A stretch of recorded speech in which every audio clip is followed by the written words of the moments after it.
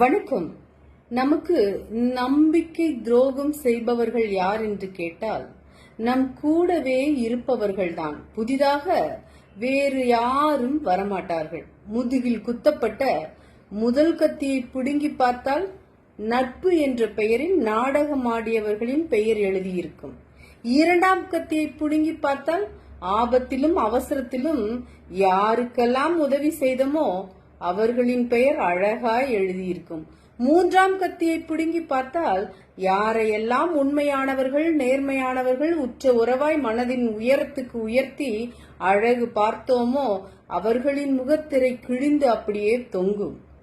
நேர்மை, உண்மை என்று இங்கு ஏதும் இல்லை.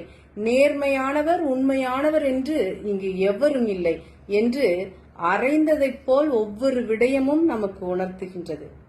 நிறைய பேருக்கு இந்த மாதிரி தான் நடக்கிறது. சிலர் சொல்லுகிறார்கள், சிலர் சொல்லாமலே மனதுக்குள்ளே பூட்டி வைத்துக் கொள்கிறார்கள். இதுதான் துரோகத்தின் நிழல்.